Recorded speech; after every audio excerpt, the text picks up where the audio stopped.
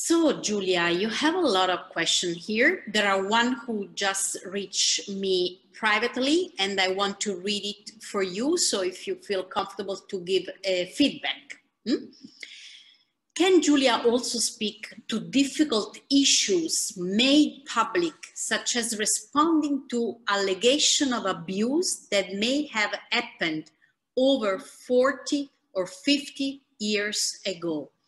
This is a very common challenge for many congregations, male and female, but I would like you to focus on female congregation where they have to respond to allegations that happened many years ago, and perhaps the leadership team has to answer to something that doesn't know a lot about, actually. So which is your opinion, Giulia, about that? Thanks, Patrizia, and thanks for that question. I know that it's a key issue and something that comes up again and again. So I think there are a couple of things that I would say. The first thing I would say is, of course, to remember the role of communications. The role of communication is to illustrate, to share, to explain decisions that have been made at an organizational level, that have been made by leadership. So I think one key thing to remember, if you are in the role of spokesperson for your organization, if you are the person who is responsible for communicating with the media, for communicating with the public, is that you do not have to shoulder alone the burden of making decisions about what is said. And it can feel like that. I myself have been in that position as the person whose face, whose voice is kind of reaching out to the world. It can feel like you have to provide the answers, but you don't. There is, of course, an organization, a community behind you, and you have every right to seek those answers before you provide them to a journalist. So I think, first of all, to know the boundaries and the limitations of your own role as a spokesperson is really important. I think in terms of actually responding to these allegations, my main advice, my main piece of advice, I guess, would be to always respond with empathy.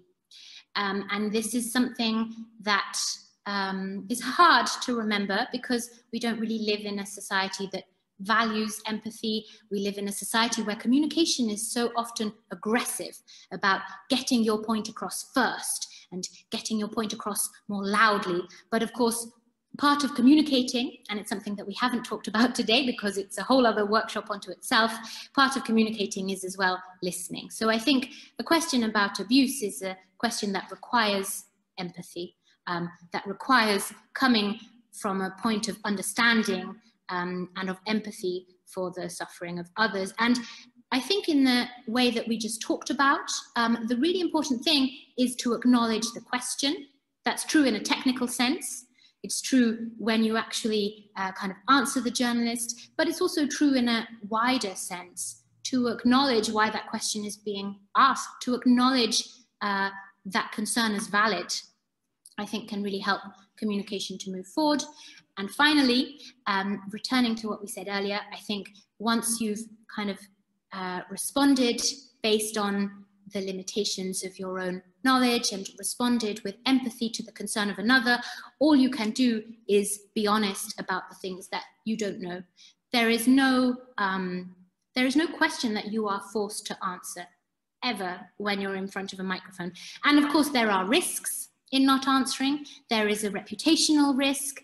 There is a risk to what will be said about you when you don't speak for yourself. And that's something that we've discussed today. But there is nothing that you are forced to reply to. Giulia, we have other very interesting questions. I select 5 for you and I will list it, so take notes. Okay, the first one is, you told us about to be in connection and know our audience. But what about when the audience changes so fast? It's very difficult to focus on our audience. First question. Second question, What if the journalist keeps asking the same question where we are turning around? What to do in this occasion? Third question. Might be useful to learn more about the journalist, about the background of the journalist, for instance, or asking her, him, which is her precise goal for this interview. How many questions we can do to make to the journalist? Fourth question. They are very difficult, the question. I mean, they are very intense. So perhaps we need another workshop, Giulia, in the new coming year. The first question is about, we might be, as religious sisters, victims of fake news. How to deal with that? Not fake news in general, but when we are the victims.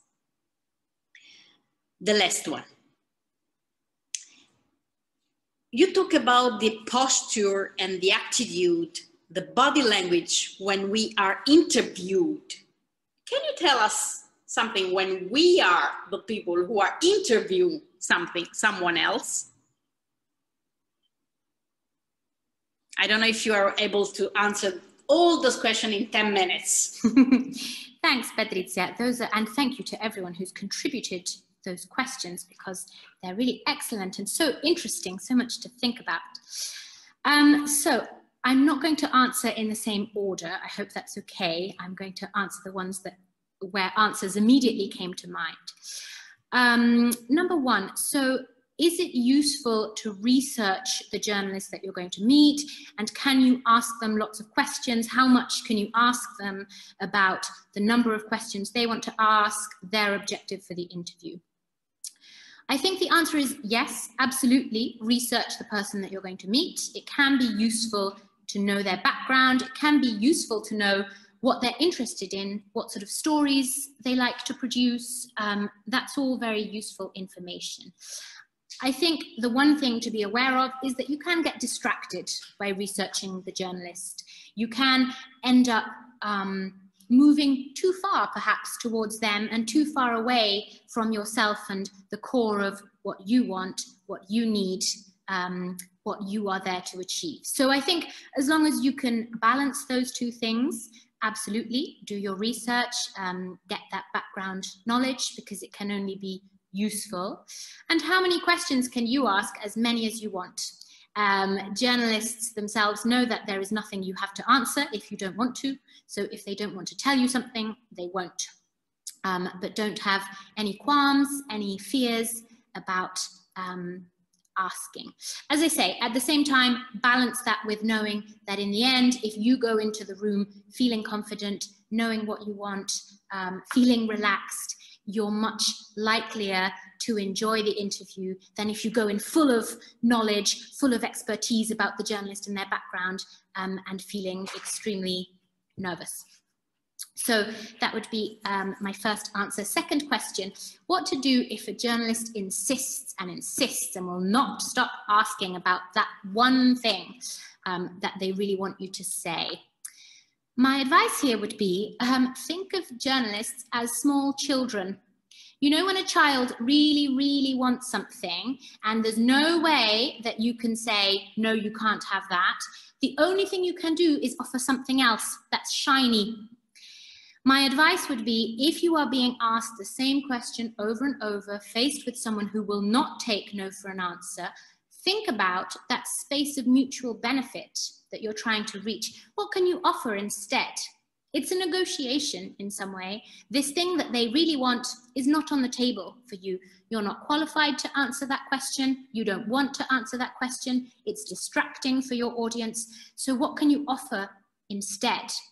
What can you give that's new, that's exciting, that maybe you weren't planning on sharing? I think a really important thing in that situation is to resist the temptation to feel antagonized and antagonistic. The journalist is not insisting in any way that's personal. They're just doing their job. So it's useful, helpful, relaxing, not to take it personally, but to just remember that they need something And if you can't offer what they have in mind to fulfill that need, then perhaps you can offer something else. Diffuse that tension if you can, because it will be better for everyone. Next question, body language. And what about our body language when we're the interviewers? I think you can ask a lot of the same questions if you're an interviewer as if you're an interviewee. So I think you can ask the same questions about how you want to be perceived. Are you trying to put the other person at ease? Are you trying to make them feel a little bit intimidated because you know they're a tough cookie and you're going to have to kind of make sure that they know who's boss? What is the effect that you're trying to have on someone when you're interviewing them? What do you think will be the best way to get the answers that you want? Again, you can apply all the same rules. So think about what you want from that encounter, what you want that person to say, what you can bring to them, what questions you can offer them that will give them the chance to talk about what they want to say. And all of the same rules apply to body language as well. If you're feeling intimidated by the person you're interviewing because they're a huge expert and you don't know so much, then perhaps you need to build up your confidence, do some of those power poses. But at the same time, of course, you want to go into the room or the virtual room. You want to go into that space, making the other person feel comfortable, feel relaxed. So how can you do that? How can you be confident but not intimidating? Those are the questions that I would be asking. What to do when your audience constantly changes in a world where who consumes our information and how they consume it is constantly developing, constantly changing. This is a question that I think is open-ended. Nobody has the magic formula for kind of staying up to speed with the way our audiences change. I think my advice would be to break it down to the smallest level possible, to the lowest level possible. So do you think that your audience is made up of different groups of people? Do you think that they are accessing information about your work on different platforms? Break it down in all the different directions, segment it in as many ways as you can so that you're really looking at the smallest possible unit of your audience. And then of course you might have 10 of those. By the time you've broken it down to sisters on Twitter and donors on Facebook, and by the time you've broken it down to all of those subgroups, how they follow your work, what kind of information they're interested in, you might have several different audiences really, rather than just one. And so then I think there's also work around prioritizing to be done. You can't reach everyone all of the time. As we've said, the media landscape is saturated. It's full of voices, full of people. So the more you can target a group specifically, the easier it will be to make that connection. And if you have 5 potential audiences, maybe you need to decide which 1 or 2 are the most important. And finally, the 5th question, what to do when sisters themselves are victims of fake news? I think I've left this one to last because it's perhaps the most complex. I mean, that's an answer that you can build over years of work around communications. I think a really important thing is to reflect on how you are going to reclaim the narrative about yourself. So everybody, all of us, on a personal level as well as a community level, we all have a story that we tell about ourselves, a way that we see ourselves, a self-image, and more than a self-image, because that's just static, but we have a self-narrative, a story about our lives, about our work. So I think when you're faced with fake news that you feel reflects badly on you, the thing to do is not to run around trying to counter those fake narratives, but to really center yourself on your own narrative, your own story. And again, this comes back to some of the things that we've said today. You don't have to answer every question about yourself. You don't have to deny every piece of fake news about your community. Of course, there are risks in not doing so, and you have to evaluate those risks. But ultimately, when faced with that barrage of information, the best thing you can do is be clear about yourself. If you know where you come from, if you know the story you want to tell, then it becomes much easier to share that narrative with the world. And fake news, well, the consumers of fake news, much like journalists, are also small children. If you offer something interesting about yourself, something shiny, exciting, new, unexpected, as an alternative narrative, that can often be much better than straight up denial, to offer something instead, rather than just saying no. Thank you very much, Giulia. You were very informing. I want just to add one element, according with my experience, to the fifth question, that sometimes the fake news comes from a lack of good information on our part. It means that we do not consider communication and good relationship with press as part of our mission. So this gap of information might be filling with fake news or information that are not completed. So we have a sort of a good responsibility here, because we have the voice. We have to tell our voice everywhere. I'm also aware that for the sisters or for the congregation who have a communication team or a communication office, is much easier to deal with these conflicts and problems. For the leadership teams or for the sisters who do not have a professional to deal with, it's much more difficult. So this is why we push congregations to appoint, to nominate a person in charge of communication, because you can help each other. Giulia, I have other 3 fast questions. I will tell the questions, but while you think, I would like to give the floor to Sister Lalama. She's online from India, and she's one of the sisters who participate in the project You Are My Sister. And she commented online, Giulia, that if she had participated to this workshop before her interview, she would have dealt with her interview much better. So this is a message for us. So I will tell you the 3 questions, and then I will try to give the floor to Sister Lalama. Sister Lalama is, she can unmute her microphone when she wants to speak. So she will be on board right now. Here she is. Just a second, Sister Lalama. I will tell the questions to Giulia so she can get prepared. So Giulia, the first new question is, once I'm interviewed by a journalist, and then the journalist will write an article to be published, am I correct to ask to review the article before publishing? Second question, but I don't know, this is very general.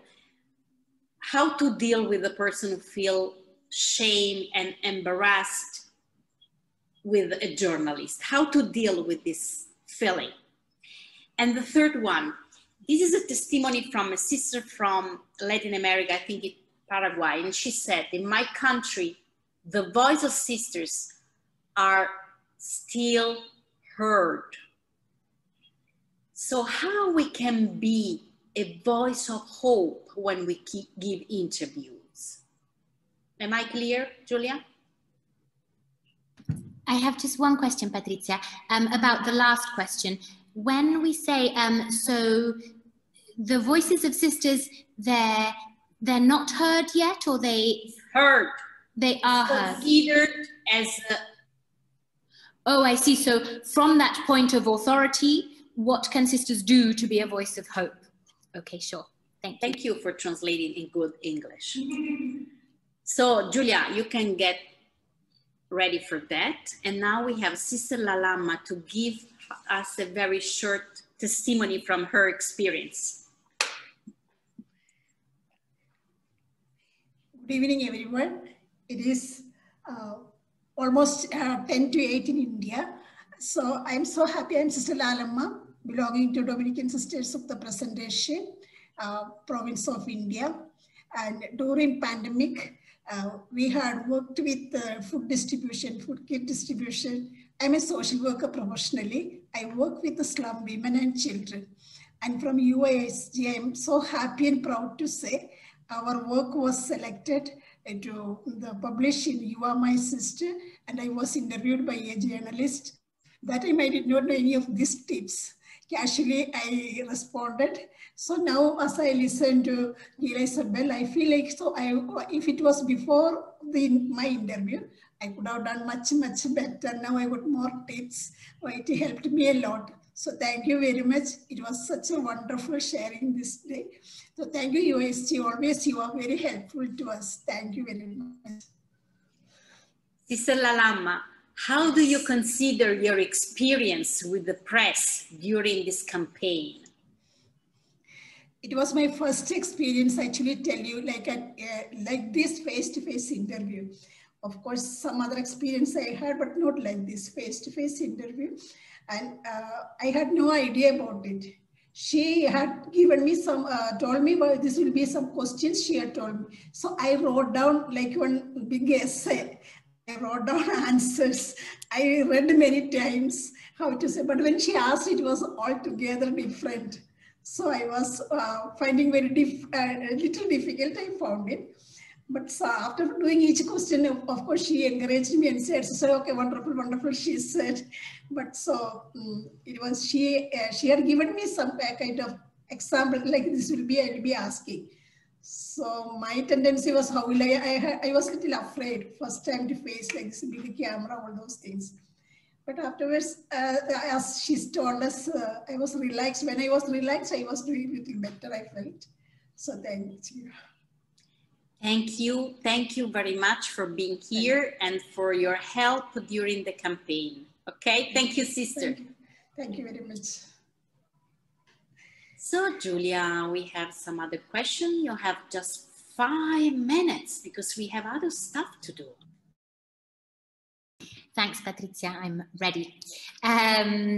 So to answer those 3 questions, and again, all really interesting questions, so thank you to everyone who submitted them. Number 1, yes, absolutely.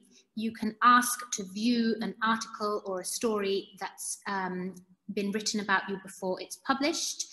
You may or may not get a response. Often journalists work to very tight deadlines and they may simply not have the time to share that story with you before it goes out. So I think there's absolutely no harm in asking. It's not something that journalists will be offended or shocked by. It's also reasonable, if you've seen that story, to make changes to any information that's factually incorrect. Of course, in the end, you have to accept that the journalist has told the story in the way that they wanted to tell it. But I think if there are mistakes, you can, of course, point them out. So yes, there is no harm at all in asking. Remember that if you don't get a response, if you don't get to see a story about you before it's published, it's probably not personal. It's probably just a kind of logistical issue. How to deal with people who feel extreme shame and embarrassment around public speaking and talking to the media. I think one really important thing to remember is that public speaking is not for everyone. Some people do not enjoy it, will not enjoy it, and no matter how well you prepare them, it does not fit their personality. That's not where their strength lies. So I think one really important thing is to make sure that if you can, you're finding the people who are going to enjoy it, because nobody wants to be forced into a role where they don't feel comfortable, and nobody really has anything to gain from kind of forcing someone into a role that doesn't fit them. So I think if you can, make sure that the people who really just don't fit that mold aren't forced to be the public speakers on your team or for your community. Having said that, many people feel some shame, some embarrassment that absolutely can be overcome. And I think there are two things that are really helpful, and I've spoken about them both before. One is empathy, and the other is preparation. So I think when people feel ashamed, when people feel embarrassed about public speaking, a lot of that comes from small things that can be fixed.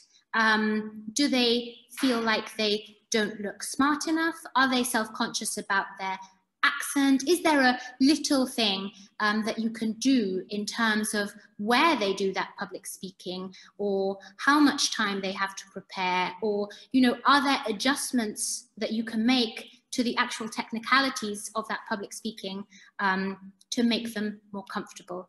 And preparation is the other thing, because for a lot of people, public speaking is scary because it's an issue of control, and I can very much speak to that myself. Public speaking puts you in a situation where you are so exposed, and it's very difficult to control that exposure, to feel confident that you're going to come across the way that you want to come across when you have a live audience in front of you and they're allowed to ask you difficult questions. Those things are scary because it's difficult to control them.